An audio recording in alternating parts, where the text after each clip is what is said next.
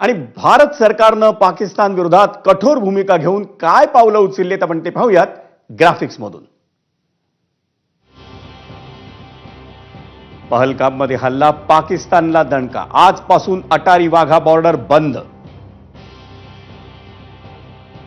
पाकिस्तानी नागरिकांनी 48 तासांमध्ये भारत सोडण्याचा आदेश।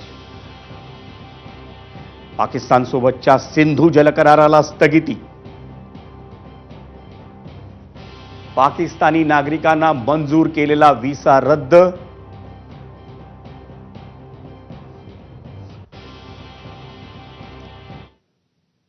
आणि भारत सरकारनं घेतलेल्या निर्णयांमध्ये ज्या सिंधू जलकराराचा उल्लेख आहे, जो करार स्थगित करण्यात आलाय, त्यामुळे पाकिस्तानवर नेमका त्याचा कसा परिणाम होणार आहे आपण तेही पाहूया ग्राफिक्स मधून।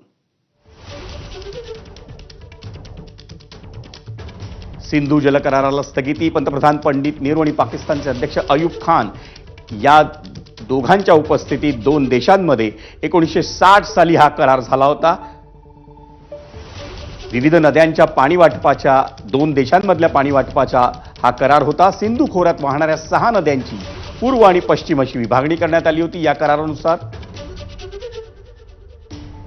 पूर्वेकडील रावी, बियास, सतलज नद्यांच्या पाण्यावर भारताचा पूर्ण हक्क राहील असं या जलकरारात आहे। पश्चिम भागातील सिंधू, चिनाब, झेलम नद्यांचं 20% पाणी वापरण्याचा अधिकार हा भारताला आहे या करारानुसार।